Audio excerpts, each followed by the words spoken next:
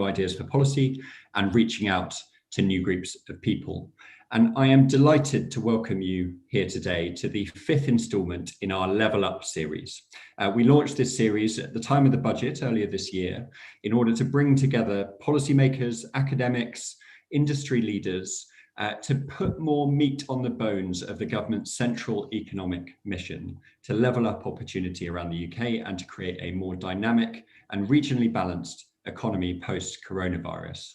And I just want to start actually just by thanking the people who made that series happen, who facilitated this event and others.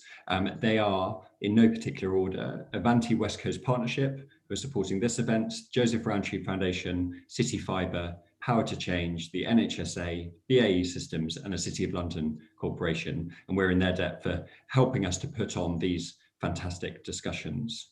And today we have a brilliant discussion that will build on previous discussions that looked at digital connectivity, of devolution, how to bring good jobs to poorer places. Today, we're going to be looking at the role of public transport in levelling up.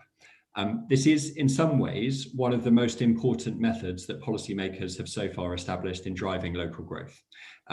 We know from the work of the National Infrastructure Commission and indeed the Treasury's own cost-benefit analyses that public transport has a key role in facilitating productivity and prosperity. Better transport connections attract new jobs to struggling areas. They enable residents to access jobs and services in nearby towns and cities. They allow businesses to cooperate better across wider geographic areas.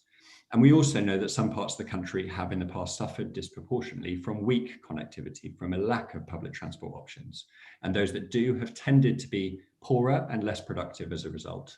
To give you just one example, 1 in 4 working age people in this country live in areas with both low access to jobs by public transport, that's within 45 minutes, and have high levels of areas of deprivation. This is a problem that afflicts poorer places in particular. And we know also that in the past, we have had a situation where large amounts of public transport investment have gone to some parts of the country, but perhaps not as much to others. And some of Onward's own work has shown that in the decade from 2007-8 onwards, there was about two or three times more transport investment going into London, for example, than the England average. So it is clear that improving the quality, the reliability, the connectivity of public transport will be key to the government's efforts to bring jobs and opportunity to the places that have lost out in recent decades. And today, I hope we can start to look at what kinds of public transport are going to be most important, where they're likely to have the most impact, and how we should be funding and facilitating that investment. To discuss this, I am delighted to welcome an all-star collection of panelists before you today. They need no introduction, but I'm going to introduce them anyway. The first will be Chris Heaton-Harris. Chris is the Minister of State at the Department of Transport, a role he's held since July 2019.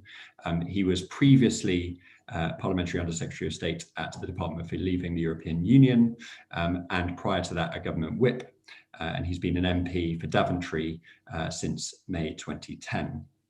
Second, we will hear from Professor Sir Tim Besley, one of the UK's leading economists and the School Professor of Economics and Political Science, and W. Arthur Lewis Professor of Development Economics at the LSE. He is also one of the National Infrastructure Commissioners on the National Infrastructure Commission, was also the co-chair of the LSE Growth Commission and a member of the IFS's Merley's Review Panel. So steeped in economic knowledge about what matters and what we should be doing.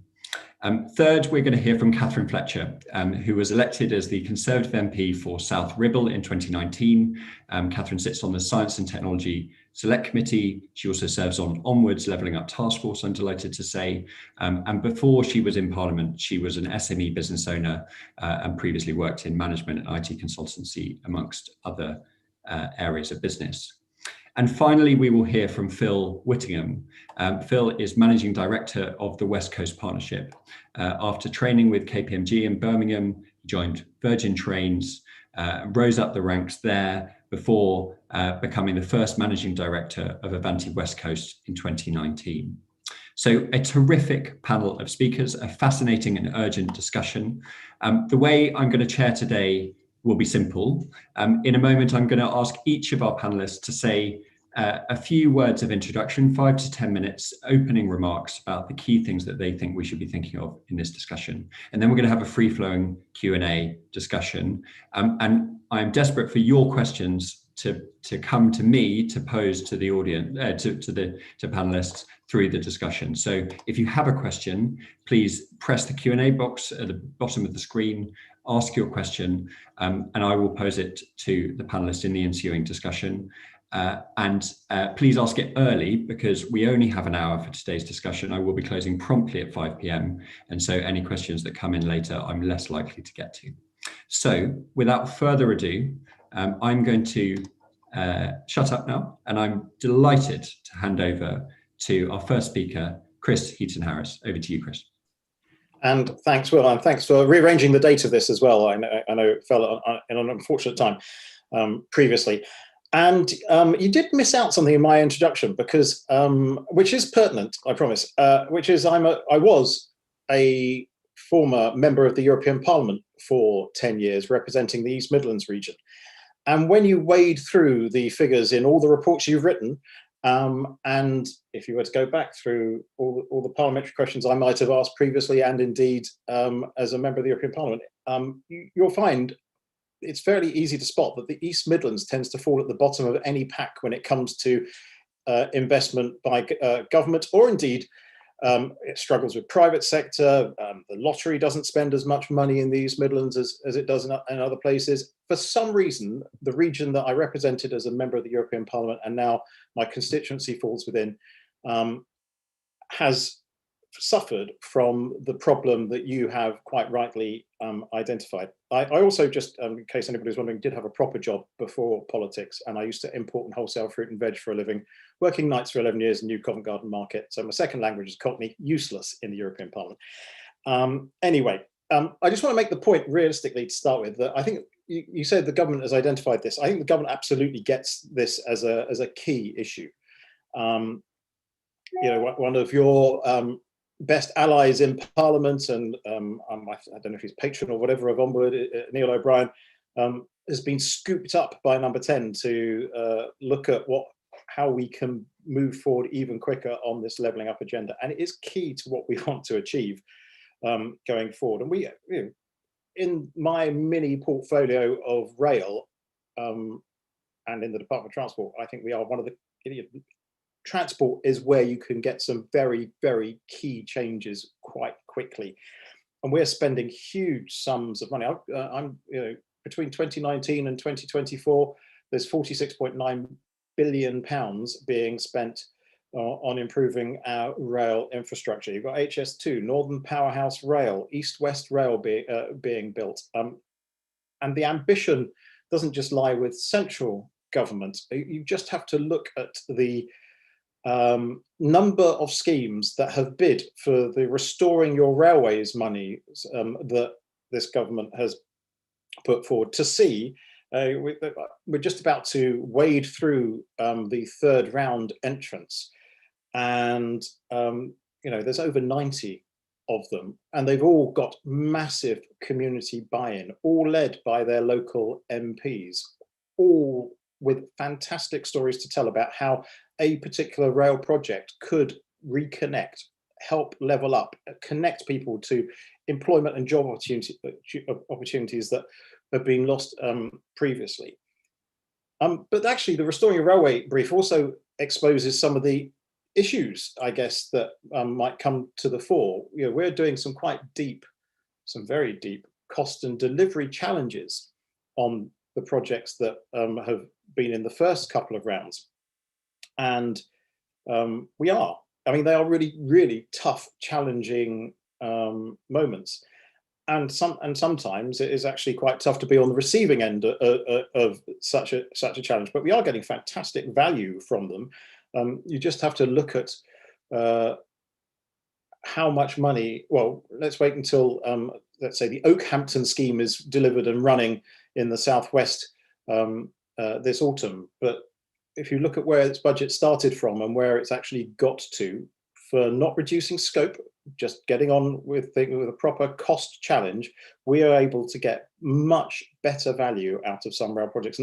And so that work, coupled with the acceleration unit that we have in the Department for Transport and Project Speed that's in number 10, we're all looking to move things quicker and get better value. And actually moving things quicker in transport terms tends to save money, not waste money, in many areas with the appropriate checks and balances. I did notice that when you issued your interim report on Levelling Up, the Guardian headline was easy to say and hard to do. Yeah, probably, but yeah, it's not often the Guardian's right, so we'll give it this one. But your conclusions, I think, were completely fair ones. You know, the Green Book that the Her Majesty's Treasury uses, its methodology is possibly skewed against some projects. I mean, it also sometimes doesn't take into account, I don't think, the new agenda of a new government when it comes to levelling up and decarbonisation. We want to. I'll give you an example which I won't name because it's a current one that's in the kind of processes for potentially heading for pipeline. But there's a case in the East Midlands of a rail project which has a terribly low business case ratio. But one of the reasons for it is because everybody is driving at the moment because there is no connectivity between the places that this would connect. And therefore, it's terrible for decarbonisation, but you could say there is no demand for a rail scheme because everybody's using congested roads and happily polluting, or not happily polluting, the atmosphere. So it's a really interesting conundrum, which I know the Treasury is looking a lot at to try and solve. But we need to, you said about making business cases transparent. I think that's one of the issues. I would tend to agree with that wholeheartedly, because in areas where simple logic would dictate you might go down one particular route, the business case might suggest you do something completely different, and you've got to try and marry those two things up. I'm also, I mean, I'm not a great writer. You know, as I say, I'm a former fruit and veg man, but I did contribute a tiny bit to the localism agenda and a booklet, Democratic Democracy, that started the localism piece off in my party a long time ago. And I hope you will see in the not too distant future that the devolution call that you've set out in some of your work being answered to a certain amount by a forthcoming white paper on rail, for example, and in other areas as well, because we know we need to both use local talent and local initiative to deliver some of our schemes. We know it adds value in general. And also you help to get this multimodal, intermodal connection that we just seem to miss quite often. When I came to the department, I bid for cycling and walking. In fact, fortunately got that. I also bid to try and get bus strategy because I think you could quite comfortably park all public transport in one area and maybe knock down a few silos. I was unlucky not to get buses, and now we have e-scooters and e-bikes. There's an awful lot that adds into this mix, which needs really coherent policy making from the centre, a framework within which people can operate that will definitely deliver huge dividend for this country in connection and levelling up, especially if central government guides and doesn't always dictate the direction of travel. I'll stop there for now. Chris, thank you so much. That was a brilliant introduction and scene setter that framed much of the discussion to come, I'm sure. And just from my point of view, just incredibly rewarding to hear you talking in those terms about our work, but then just also about the need to take seriously some of the long-standing kind of investment disparities, or indeed the kind of ways we've measured benefits and costs in the past, and kind of recognizing that we can improve that over time. So brilliant to hear you say that, and perhaps we'll come back to some of those things in the Q&A. I am now delighted to hand over to Professor Sir Tim Besley. Very interested to hear what you have to say, Tim, both from your kind of LSE perspective, but also from your work on the National Infrastructure Commission. Over to you. Thank you very much, Will, and thanks for inviting me to this panel. Let me begin by just saying that I speak in personal capacity. I'm not representing any members of the representing the views of the Infrastructure Commission, but equally I hope that my colleagues on the Commission wouldn't be horrified at anything I have to say. Let me begin with one or two words about the sort of background levelling up challenge that we face and why we wouldn't really want to begin from where we are now in trying to solve it, and really do have a bearing on transportation policy. One of them is that in the UK, we have a particular poor alignment between what I would say is political and economic geography, meaning that in an ideal world, the political decisions would be made at the right level for influencing a natural set of economic decisions. And we do rather poorly on that. We have a very fragmented structure, which is, I think, poorly suited to the kinds of challenges that we face. And I'll draw out the implications of that for transportation in a minute. The other real challenge, let's call it a real challenge, and I'd love to get Chris's further views on this, because he touched on it at the end, is the question of how we get the right balance between local and central responsibility. And I think that's very much a work in progress. And we're not really going to be able to respond to the levelling up challenge unless we get that right. And it feeds into my point about the mismatch between political and economic geography. The other thing is that while infrastructure is important in general and transport is important in particular, we know that it's just one wing of a very complex set of interrelated policy decisions that need to be made. And the way I think about it concretely when it comes to transportation is many economists, at least, like to think in terms of benefit cost ratios for transportation projects. But the fact is that is almost not well defined as a concept, because whether you get high or low benefits from transportation projects hinges on what other policies you get right alongside those. So when in some of the debate that was going on around HS2, where people were trying to think about benefits and costs, it was very clear, and it remains just as clear now, that whether that is a proposition that in the end is viewed as either folly or genius isn't really on whether we build a good railway or even whether we put stations in the right places. It depends on all the other stuff that we do alongside that, how we invest in skills, how we invest in housing, how we think about making financial resources available to those who are going to relocate their businesses to take advantage of that. So the answer of whether it has a higher benefit or cost ratio depends on a whole set of further policies, many policy decisions which haven't been taken yet. So to some extent, it's in the hands and will remain for the next 30, maybe even 50 years in the hands of government, whether that project is a success or not. But when we do benefit cost ratios, we do it on the basis of thinking about a set of preconditions which may or may not be realistic for a project in question. And so part of the challenge of levelling up, and it does go to the way the Green Book works, but it's much wider than that, is how we conceptualize and think about what is a good framework for making policy if we're serious about the kinds of really transformational change, not incremental change, that I think everybody believes levelling up is about. So when it comes to thinking this through from the perspective of transportation, I mean, one of the big issues, I think, is getting the balance between intra-regional and inter-regional connectivity right. I think too much attention is generally paid, perhaps by central government, since it's the main thing that central government controls, is the inter-regional connectivity. But for many people who are living in regions, it's the intra-regional connectivity. And we mustn't forget that there's a sort of levelling up challenge within regions, not just between regions, that many people within regions are very poorly served by transportation and feel frustrated, not so much that they can't get to London quickly, but they can't actually get to other places within their regions quickly. And we need a method of thinking about that and acting upon it. And that's where I come to my point about the nature of the political geography. Because unless you have local decision makers who are able to both listen to and then act on the concerns of the local residents, I can't see how we're going to really make a fist of this.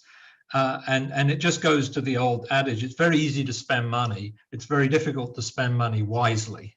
And the challenge very much with levelling up is how we spend the money wisely. And I don't see we'll be able to do that without really recognising that these are very local challenges. Now, at the moment, the National Infrastructure Commission has a town study where we're looking across England, in particular, at different towns and the challenges that they face with respect to infrastructure. And of course, transportation is right at the centre of that. It's not the only level, not the only kind of infrastructure. We've heard a lot in our consultation so far about digital connectivity also being just as important as physical transportation connectivity. But just setting that side to one side for the minute, the thing that's very clear is the UK doesn't have a levelling up challenge. It has maybe 1,000 levelling up challenges, each of which has to be specifically tailored towards the needs of could be a town, could be a region, could be a city. But we've got to realise it's a very granular problem that we face, and not one where anything close to a one-size-fits-all type of solution is going to have any prospect of success. I'll say one final thing in my opening remarks before just mentioning a word about the sort of going forward challenge, and that's I do think too much time has been spent in the evaluation of infrastructure, and I'd be curious to see the work that Onward has been doing in this space recently about time spent traveling, and not enough about the travel experience that people have. And that includes not often, in London, the manifestation of that would be, at least when we can remember it, we used to crowd into overcrowded transportation every morning and be shuttled to our office feeling rather like cattle by the time we arrived. That was not the question of how long you took to travel, but the conditions under which you travel. And I think we need to pay more attention to the travel experience, not just to the amount of time that we save people. And equally, while economic growth and productivity are important objectives, we have to remember those are ends, they're means, not ends. We need those things so that people can live better lives, and we shouldn't be a prisoner to only thinking of things in very narrowly economic terms. So I'll just say a word in finishing about kind of where we are now and on the sort of post-COVID challenge. It's a particularly difficult time, as everybody is aware, of trying to ask questions about the future of public transport. The Infrastructure Commission just released a report on behaviour change, and thinking about how much of what we've seen in the last year is going to potentially result in really fundamental changes in work patterns and lifestyles that will have huge implications potentially for how we design and run public transportation. I think it's sort of important to be forward-looking, but equally it's important not to make huge commitments and decisions right now on the back of a belief that the world will look the same as it did pre-COVID. That makes, it's only looking at Chris, it only makes your job you do more difficult that you're doing it in this circumstance. But I do think that's an important part of the debate, is how we respond not just to the levelling up challenge, but the levelling up challenge coming out of the COVID pandemic. Tim, thank you very much. A huge amount of food for thought, and I have already lots of questions that I'm keen to ask you in the Q&A, but I'm going to save those for a moment, and I'm going to now hand over to Catherine Fletcher. Fletcher, I'd love to know what you think on all of this. Thank you, Will. I may disappoint some listeners because I don't have either the expertise in the industry or the erudition of the rest of the panel. I do, however, currently talk to you from an extremely sunny north of England, and perhaps want to kind of almost give an end user's perspective of what levelling up could mean for public transport for us. And having learnt new vocabulary, it's actually in two buckets. It's in that inter-regional bucket, and it's also in the intra-regional bucket. Inter-regional, for us, is east-west connections. So there's been this London hub and spoke for so long, regardless of the quality of it. But if you just very loosely take the north of England, and I'm going to include the North Welsh coast and also the South Scottish coast that are being addressed within the Union Connectivity Review. And I think there could be some really interesting things there in terms of tying in. But it's basically one economic unit. And if you think of the box, you can go across the top between Carlisle and Newcastle on the A66. You can go down the M1. You can come across on the M62, which is the same corridor for the rail as well. And then you go back up on the M6. And in between, the infrastructure was very kindly laid down for us by either the Iron Age or the Normans, if we're being really exciting. So I get to give you an anecdote. I accidentally popped across to Hartlepool recently because, of course, you would want to. It's a 3-hour drive, and you have to go through Barnard Castle. And I don't make this as a point for anything other than the economic opportunities that we're missing. So in my very limited time with the Northern Powerhouse Partnership, we were talking about agglomeration economics and the ability for more people to get to more jobs within a given drive span. And a best part of 15 million people between Liverpool and Hull and the northern regions. If you can only access if you're an employer and you can only access 1 million people, why would you want to come and join in? So I think the idea of thinking big picture, and I would make the point, not necessarily getting stuck on any given mode. Is it road? Is it rail? Is it something we haven't even invented yet? Is it like kind of go over the top hovercraft? I don't know, but I would love to see us making sure that we're creating economic units that are effective regardless of the geography. But then I make a similar point about intra-regional connectivity. So in Lancashire, buses have effectively become kind of city daytime hoppers for the more likely retired people, maybe going into a local village, accessing a local surgery. What they're not is drivers of economic growth and accessibility to get to kind of jobs and workplaces. You need a car. And interestingly, the wonders of the vaccine rollouts really started to highlight that, because the vaccine centres have been placed in places where there was large commercial space available. That's in kind of quite big commercial units. And I've had spoken to an old lady who had to pay £30 in a taxi to get to the vaccination centre in Buckshaw Village because there is no public transport option. None. Now, that's a town of 5,000 people with a huge employment opportunity, but there's no public transport there. And what I think Chris touched on in his opening remarks, and I hugely welcome, is that idea of understanding what we've already got and joining that up. Have we got bus services that finish before just before the working day finishes? The last bus is 5 to 5. Well, that's not usable for an economic opportunity perspective. Or the private bus providers finishing before the last train gets in. So that means the last train's uneconomic because actually there's no onward. And how do we start to use e-scooters to join up those dots again? I think there's a huge amount of work that we can do to start thinking e-scooter, e-bike, bus, rail, and then going on to the national networks.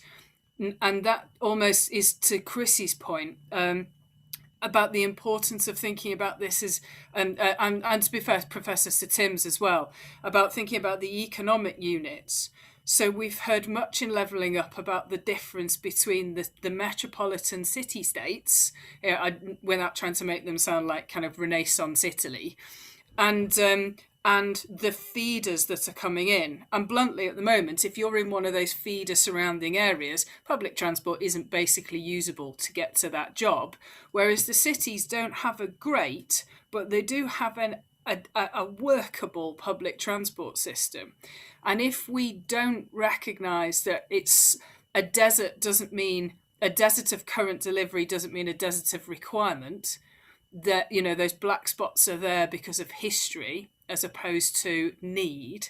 You know, what can we do to join them back up again? So if I give you two examples, so be tangible if you can. Warrington's, 100,000 people? There is no public transport option that connects to the Manchester Metro link, even though it is a huge commuter suburb. You can't get a bus that will drop you off at Altrincham Metrolink, for example. Or similarly, you know, what can you get from Samlesbury to Blackburn? Can the people that live in my patch go and work in Accrington on public transport? No. So in my view of levelling up is how do we let communities say, well, if we had a decent bus service, I would get out, or whatever, I would get out of my car to go and do that job. So it's about, I'd love to make sure that consultation's there, and the individual political silos that we have are not the only way that we deliver. Lancashire needs to get into central Manchester, but at the moment it's Lancashire County Council and the Mayor of Manchester. You know, how does government play a role to join those up? So perhaps I'll pause there. Fletch, thank you so much. That was brilliant, and starting to, as you say, make it tangible and identify specific places and specific types of place that might benefit from a new approach to public transport. And I was really struck by the extent to which actually lots of the places that you mentioned are not the kind of typical disconnected kind of rural or very kind of disconnected places, actually places that we think of as relatively kind of prosperous or kind of economically productive, but just still suffering from a number of those public transport disconnections. Fantastic. I'm now going to finally hand over to Phil Whittingham. Phil, over to you for final set of remarks, and then we'll open up for Q&A. So just a quick reminder to everyone tuning in, do post your questions in the Q&A function, and I will pose them to our panelists after the panel has concluded. So Phil, over to you. Yeah, thanks, Will, and good afternoon to everybody. I'm actually going to talk less about the challenge and more about what we're doing to tackle some of the levelling up opportunities. So I'm Phil Whittingham. I'm the Managing Director of Avanti West Coast. Avanti West Coast is one half of the West Coast Partnership, which runs intercity services between London and Birmingham, Manchester, North Wales, Liverpool and Scotland. The other half of our business is West Coast Partnership Development, which is the shadow operator for HS2. And that's a working in partnership with the government and HS2, Network Rail and communities to design, develop and mobilise future high-speed service and reconfigured intercity rail services. So it's a great pleasure to follow on from the speakers on the panel today, and it's exactly the right time to be talking about the role of transport in levelling up the agenda. Just last week, as part of the Queen's speech, the government once again spoke about how it views rail as the backbone of modern, affordable and green transport network across the country. That will play a central role in its plans to build back better and level up communities across the country. Clearly, this last year has been unique for everyone, and the rail industry is no different. The government's financial support has been a real lifeline for the industry and a recognition that rail is vital to the UK. We have ensured that we have acted efficiently for taxpayers and have kept communities connected throughout the pandemic. So even when our services have been reduced, we've maintained vital connectivity for those taking essential journeys. And we continue to respond with rapid timetable changes, working as quickly as possible while ensuring that our customers' needs are met. We are also working closely with other operators and stakeholders to make sure that we stay aligned with our plans for exiting lockdown and the roadmap to recovery. And if you've used our services recently, you will know the number of customers on them is very much reduced. But we do believe there's a really great opportunity ahead. Although there is uncertainty around the future working patterns and what commuting will look like as a result, we believe that leisure and the long distance business travel will return strongly. Leisure lifestyle changes may mean people will choose to commute from much longer distances for fewer days in the offices. This could potentially spread demand for housing, infrastructure and jobs more evenly around the UK, assisting with the levelling up agenda and giving rail a pivotal role in keeping communities connected. We're also thinking about the existing markets which we will grow. The impact of the vaccine rollout and restrictions on international travel suggest that the domestic tourism market this summer is a growth and revenue opportunity. particularly for communities that have been hard hit by the pandemic. At an industry level, we're aligned with the Rail Delivery Group, other train operators, Network Rail and the Department for Transport. The industry recognises that it's a collaborative effort to restore confidence and reverse the lockdown behaviours and take the opportunities that will come. We have been busy engaging with stakeholders and the government on possible future demand scenarios, providing our data and expertise. We have been working hard to understand customers' needs in this new world, liaising with user groups and preparing products, campaigns and content for when we can encourage them to return. Rail must and will support these socio-demographic and economic changes as society evolves. And of course, we expect there will be other changes in the industry in the forthcoming publication of the Williams Review. The industry has at times been accused of not moving quick enough, but we have demonstrated over the last year that we can be agile and change at pace, and we stand ready to embrace the changes as they come. As well as the changes happening around us, as train operators, we need to look at what we can do to attract people back to rail and encourage connectivity between communities across the UK. So our plans to invest in the network have not gone away. The refresh of our Voyager fleet was completed last December, and the refurbishment of our Pendolino fleet is imminent. The Pendolinos will undergo one of the biggest refurbishments seen of any existing fleet. They will have new seats, a cafe bar where customers can relax, and at-seat ordering and delivery via a new app, as well as new carpets, more power sockets, better information screens and extra luggage. And customers will also benefit from one of the biggest franchise investments. We'll roll out a 5G Wi-Fi network to deliver a modern digital railway where customers can make the best use of the time available travelling with us. And that's not all. We're getting a new fleet of trains. So we're having 23 brand new trains, 13 bi-mode and 10 electric, that are more spacious, more comfortable and greener than the fleet they replace. And they will arrive next year.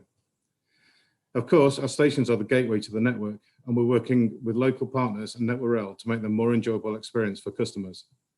We will have upgraded waiting rooms, new first-class lounges, new parking spaces and cycle storage facilities. We connect many of the biggest towns and cities in the UK, and our plans to drive investment can directly support the levelling up agenda and provide better end-to-end journey opportunities. For example, in Carlisle, we are supporting Cumbria's County Council's regeneration programme to significantly enhance the station and its facilities. And in Crewe, Cheshire East Council are leading the Crewe Hub development with support from us and Network Rail to further enhance the station improvement connectivity and wider generation. We are also working with a range of local authorities and Network Rail to support their application to the government's Levelling Up Fund for developments that will provide tangible improvements to the places that need it most. And we're also adding in extra services to make the most of these investments and drive better connectivity. For example, we've already introduced new services to Motherwell, and there's greater connectivity planned to the North West and Midlands with more frequent services between Liverpool and London. And looking further into the future, we are delighted to be involved in the transformation that HS2 will bring to the country through the West Coast Partnership development. It's our role to plan and deliver the high-speed rail services that will use the HS2 infrastructure, and we are the shadow operator for those high-speed services. One of the most critical tasks for that half of the business is working out how the intercity and regional services should change so that everything works together and gives customers and communities the best possible outcome for a significant investment being made. And we're working closely with the Department for Transport, HS2 and Network Rail, and we'll be talking to interested people along the West Coast Main Line. So Peter Hendy said in his interim Union Connectivity report that transport connectivity is central to people's lives, and it is vital to economic growth, job creation, housing and social cohesion. We share the government and Sir Peter's ambition for the transport system that is joined up as a strategic network so that it can drive economic growth, level up the country and improve quality of life and build towards a net zero transport system. HS2 represents a once in a generation opportunity to connect and grow economies and communities as never before. It needs to fit seamlessly with other transport projects in the North and the Midlands, and we will act as a bridge between the new high-speed railway and the existing network. The government has established us as the new partnership model and will make sure that stakeholders and communities get their say in its development. We are living in extraordinary times, not just with the pandemic, but with the opportunities in front of us. The investment both now and over the coming years will put rail in a superb position to support the levelling up agenda, and we stand ready to deliver. Phil, thank you so much. That was brilliant, and it was fantastic to end the opening remarks with some practical kind of substance description of things that you are doing, especially as we emerge from the pandemic, which clearly has created a huge number of issues for the rail industry. And I know that you've been working in close partnership with government to ensure that services resume and that we get people back using public transport safely as we emerge from the pandemic. I'm going to start the Q&A by picking up on something that Sir Tim said, which I thought was a kind of a really interesting kind of question to grapple with, which is, so Tim, you said that we need to think very carefully about how we spend money wisely, recognizing that these are often very local problems and that there may not be one size fits all solutions.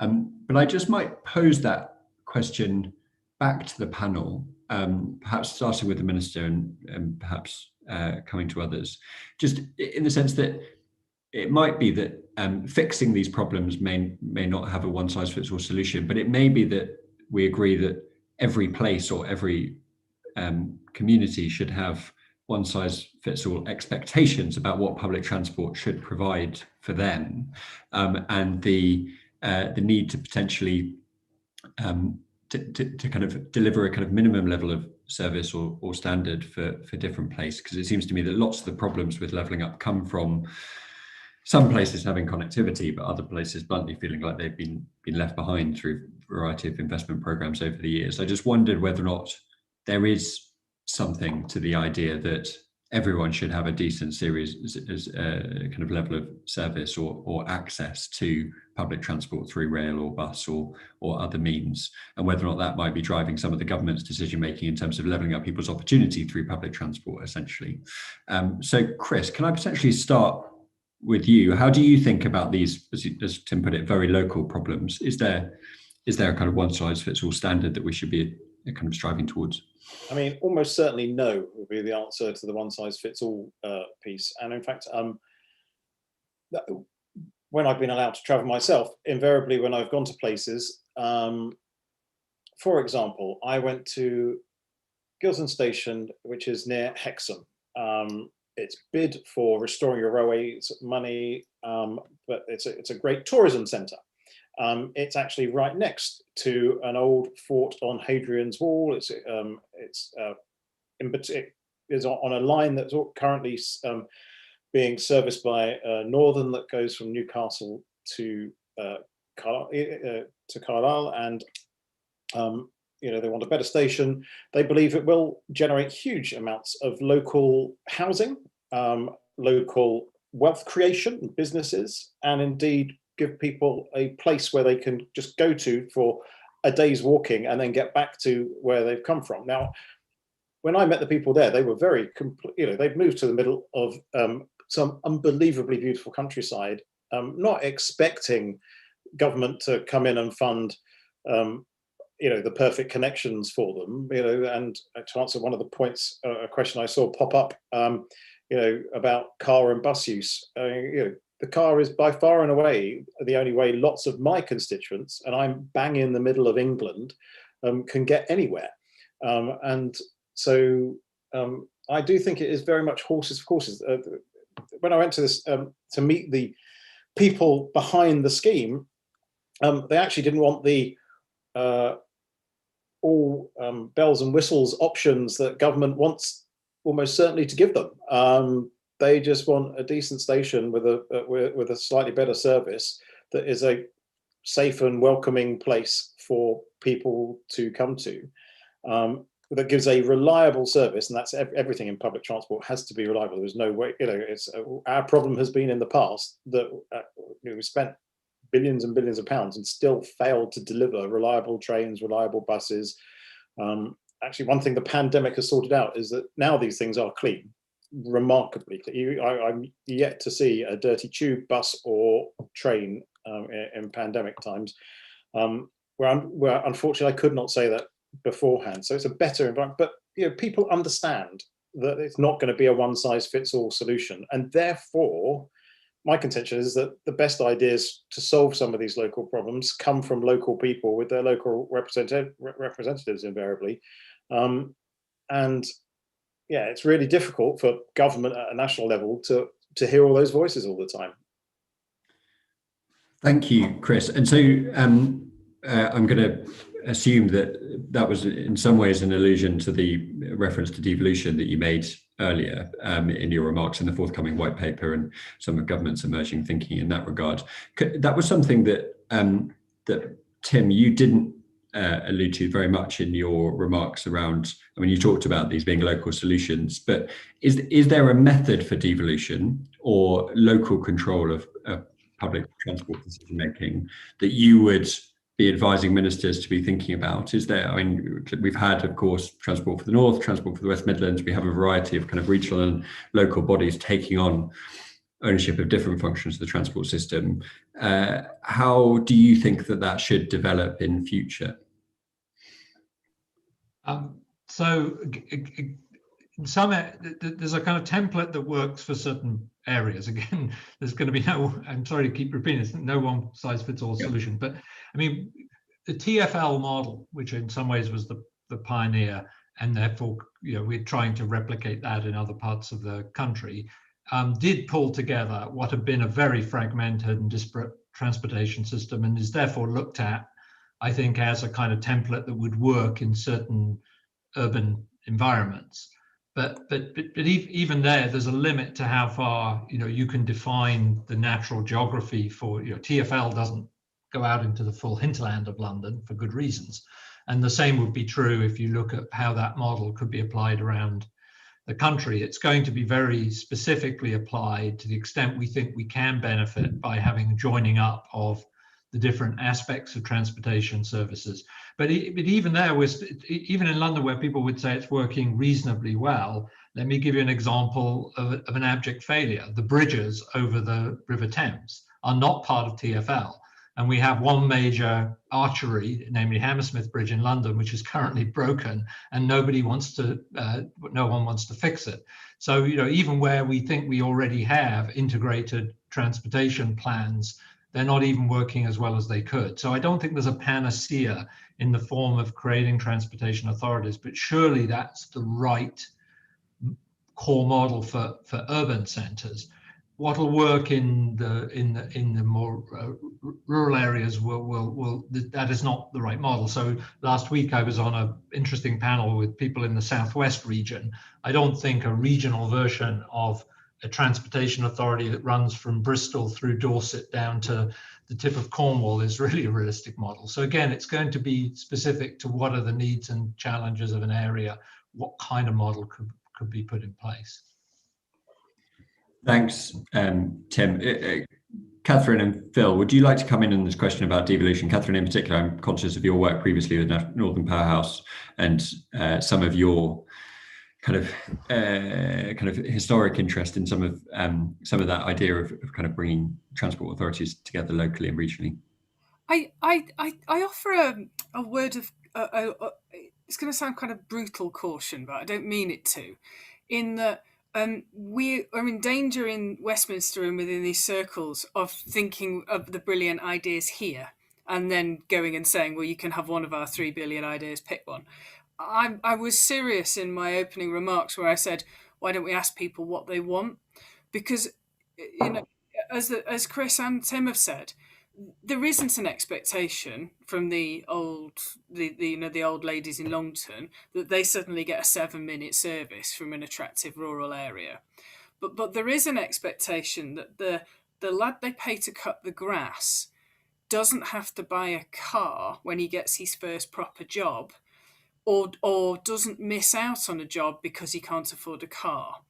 And I reckon in the era of big data, you alluded to it at the start, it's not beyond the wit of man to just combine some of the work that Onwards and the National Infrastructure Commission are doing and overlay that with public demand as a first step. I'm not that keen on this idea that a bunch of people sat in an office, whether that's TfN or TfL, can really deliver for the understanding of where the economic opportunities are and what people actually need. Thank you. Well, might I just come back briefly on that? Because one thing we've done at the Infrastructure Commission was we ran an experiment with a citizens' jury, and it was very interesting that people said, for example, that you spend 2 days with people trying to get at what their views are. And one thing we learned from that is that people are willing to pay increased congestion charges to go into areas, provided it's accompanied with investment in public transport. And again, you don't really learn that. So that's another device that one can be using to really tease out what people really. Thank you, Tim. I mean, we definitely need to do much more of asking people what they mean and what they want from levelling up as well. I mean, I'm very conscious of the fact that actually a lot of the levelling up agenda is spoken about and discussed in offices like Onwards, bluntly, and panels like this, but actually there isn't a huge amount of work done in local areas to talk. I mean, we try and do as much as we can. And there's a spare office in Leyland. Onward is welcome to come and take it for a short rent, and I'll introduce you to the Central Lancashire guys. We just might take you up on that. Thank you, Fletch. So, Phil, can I come to you now, and I'd be really interested in your view of what you think that providers like West Coast Partnership can do to support the levelling up process beyond what you said in your opening remarks and the work that you're already doing. But what would it take for you to unlock more growth and productivity, especially in those places that need them most? And we've had a few questions for the Q&A, which I desperately want to come to as well. So if you could come to that, then I'm going to pose some of the questions as a final gambit for the panel. So I think the main thing is one size doesn't fit all. I think we do need to understand what different people in the different areas need. So I don't think it can be one size fits all. I think the pandemic has really offered us a massive opportunity, and I think particularly in rail and wider that there's this new spirit of collaboration, and I think the West Coast Partnership was let on the whole collaboration piece. And we've got a lot of resource to help bring these different places together to try and have this discussion. So I think that's one of the great things about the investment that the government's made in this franchise, in terms of it's put plenty of resource in to make sure that we do have we can have these proper discussions about how we do level up better than we have done in the past. And I think, as Chris said, I mean, it's got to be safe, it's got to be welcoming, and it's got to be reliable. And I think the other thing is, we can't lose sight of the environmental position as well. We've got to get to net zero. Completely, and clearly public transport has an enormous role to play, and that's one of the reasons I know that the government is investing quite so much in public transport of varying kinds over the next few years. Okay, I'm gonna take the two questions that we've had in the Q&A. So the first is from Mark Essex, who is from KPMG. Mark has asked, well, he kind of poses a hypothesis first and foremost. He asks, my hypothesis is the biggest barrier to bus ridership is car ownership. If you need a car and have a car, why ever get a bus? The marginal cost of a bus journey is the fare. Therefore, if we made tactical car rental more available, we might persuade people to give up at least one car and take more buses, providing economy of scale for routes. Is there the political will to reduce car ownership? And I'm particularly interested in the Minister's response to that, given what he said about his own patch in Daventry and the need for people to take a car. And then secondly, just in the interest of time, we've had a question from Richard Graham asking, what do the panelists think about France's recent policy on domestic air travel and whether or not we should adopt in the UK? So that's the policy of banning short-haul domestic flights potentially. And yeah, interested in the panelists' views around that, potentially in order to support greater levels of public transport rather than aviation. So Chris, you first, and then I'll go around the room. Yeah, so I think it's politically toxic to try and take people's cars away from them, and it would be a suicide mission for any politician who wanted to do that. So therefore, you need to build options that people can trust before they even contemplate going down that route, which is why it's why the government's investing £3 billion in the bus back better strategy, £2 billion in active travel, so cycling and walking, and huge sums of money in rail, because we really do want to have people have the option of choice, of a different choice, so they can make a decarbonised journey when they want to. And when it comes to the French air travel point, I mean, I'm looking at Phil here, because I to this day I don't quite get why people fly from London to Manchester, and maybe that has been a question over what sort of service you get. But having been on Avanti West Coast a number of times, the service is impeccable. It takes you to the heart of both cities, and I think by just demonstrating this point again and again and again, we will diminish that domestic air travel market. And high speed 2 will again do that, because then you're looking at times to much further north, which are make it a no-brainer rather than go to an airport. Thank you, Chris. Phil, can I come to you next, and then Fletcher, I'll come to you and finish with Tim, if that's right. Yeah, so I'll pick up the second question. I think our aspiration would be for people to for long distance travel to be the journey times to be cut. So, we'd love to get the journey time to Glasgow down to 3.5 hours, for example. And I think with HS2 that's potentially possible. So, and I think then you've got a greener solution. So, obviously, being a high-speed operator, we'd obviously advocate that policy if that was to overcome. But I think and there are still those things that people do. So we talk about the Manchester air market. A lot of that's for interlining, and I think that's the challenge for us, to make sure that actually we can provide a really, really good service so that people don't have to do the interlining. That we get there, we can collaborate with partners in the airlines, and how do we provide that service so that we don't have to have the issues and the environmental impacts that we've got. And I think and more on top of that, the union connectivity will be greatly improved by having faster journey times, particularly up to Scotland. Phil, thank you very much. Catherine, do you want to come in on either the political will to reduce car ownership or kind of short-haul domestic flights point? I'd love to pop on my hat as PPS to Alok Sharma, the COP president designate at this point. The bus incentives, Chris is absolutely spot on. You can't be mandating to take car away. But I detect, and not just in people that are very, very interested historically in these issues, an idea that people understand that incremental change to their lifestyles can really benefit the planet. And if we can provide opportunities for them to leave the car on the drive for the 300-mile trip, but maybe make their or the shopping trip where lots of bags are there, but make their day-to-day when they just go to work with a laptop more accessible by a lower carbon public transport, there's an appetite there. So I think if we provide the opportunity for people to go along, I can see people engaging in that.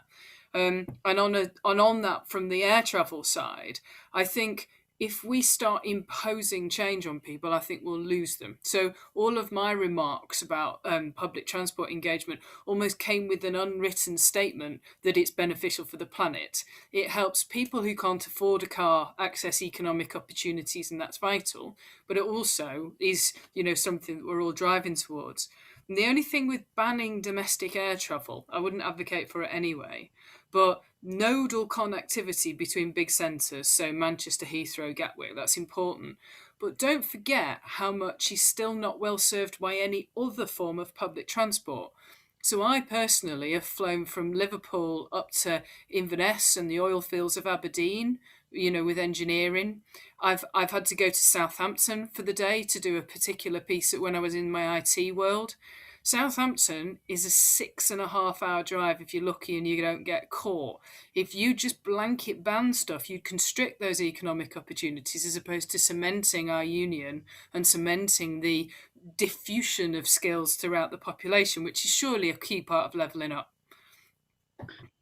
Tim, very quickly, would you like to come in? I'll end on a couple of provocations, probably too late in the day to be doing it. On the issue of car ownership, we have to remember that the world of cars is going to be changing incredibly rapidly. By 2030, the carbon based argument for restricting car travel will almost have disappeared. The main argument is going to be congestion, something which we do not yet have a viable policy on, because as owners of electric vehicles don't pay vehicle excise duty on their petrol, the coffers are going to go dry on what is a very important source of government revenue, and as of yet, no plan in place to how we're going to deal with the congestion that will surely arise when car travel becomes effectively cheaper. Then beyond that, there's going to be autonomous vehicles, which will further change the world of car travel quite differently. And cars will compete with rail in a certain way they never have in the past, because people will be able to work, pursue leisure activities in their car while traveling in a way that they aren't now. Finally, just a very brief note, an anecdote on the final point about the cost of air travel. My son, who lives in Bristol, went to Glasgow recently, and it was not only 20% of the cost to fly, but it was also a 1-hour flight compared with what was something like a 6-hour train journey. I don't think there's much of a surprise why someone might choose to fly from Bristol to Glasgow when that's what they're confronted with. The economic reality is that that rail fares in Britain for many people, those on low or middle incomes, are very, very high, and that's prohibitive to encouraging people to use trains. Yep. Very good. Well, on that note, we will close it there. We could have gone on for much longer, I suspect, and there was a huge amount of fantastic detail, which I'm not going to try and summarize now because we're already 2 minutes over, and I know you're 2 minutes late for your next meeting. So if I can just kind of conclude today's discussion by just saying thank you very much. Thank you to everyone who joined the panel for all of your fantastic remarks. We will do a short summary note of this event to circulate to the Levelling Up Task Force and to the wider public to make sure it's available, and it will be available on YouTube too. Thank you. So thank you to you. Thank you in particular to the Minister for giving up time in his busy diary. And thank you to everyone who tuned in. And I look forward to seeing you at the next Levelling Up series event and to engaging with all of you around onwards work in the future. I really appreciate it.